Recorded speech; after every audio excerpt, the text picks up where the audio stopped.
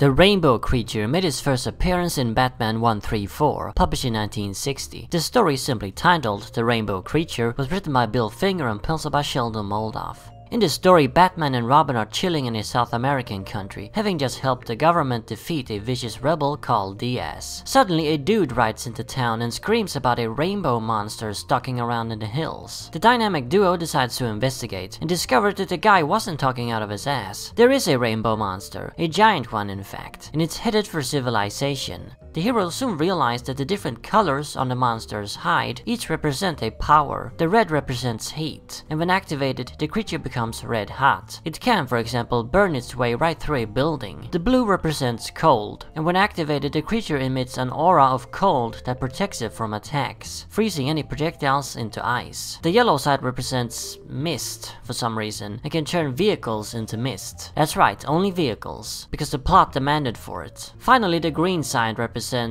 flora, I guess? It can make humans into thin paper cutouts. So thin they blow away in the wind. You know, like a leaf? Yeah, that's the connection. When a color has been used, it becomes depleted and needs to be refilled by the creature sucking the color out of an object of that same color. You heard that right. After the first encounter with the creature, the rebel leader Diaz suddenly rides into town, proclaiming that he has sent the monster. Unless the president surrenders the power of the country over to him, he'll command the rainbow creature to destroy everything. However, Batman soon discovered that this is just a sham. Diaz has no power over the monster. He just tried to take advantage of his presence. The monster is in fact just a mindless creature, randomly stalking the landscape, and seems to have originated from a nearby volcano. In the end, Batman figures out a way to beat the creature. With the help of government soldiers, they're able to deplete all of its powers in a quick succession, preventing it from refilling. All colorless, the monster then dies, breaking into 1,000 pieces. That was the end of the rainbow creature. It hasn't really shown up in comics again since then, except for a few tiny cameos here and there. The creature also appeared on a couple of episodes of the cartoon show Batman the Brave and the Bold, because of course it did.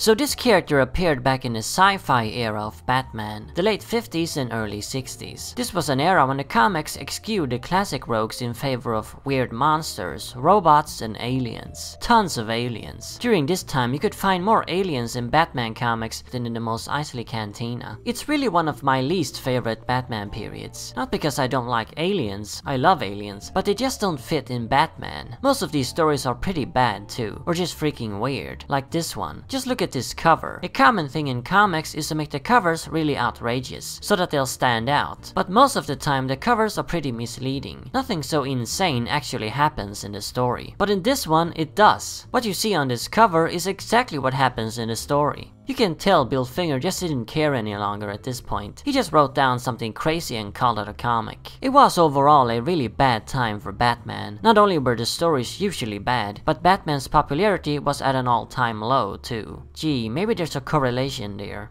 Some people actually like the rainbow creature, but me, I'm not a fan. I do find the character to be interesting in a historical sense though. An old relic of a time when Batman was something completely different. For historical purposes, I do enjoy reading even these crappy stories. Let me know in the comments what you think of the rainbow creature, as well as your opinion in general about that particular era of Batman, the weird sci-fi era of the late 50s and early 60s. And as always, remember, Arkham Asylum awaits you in the next video.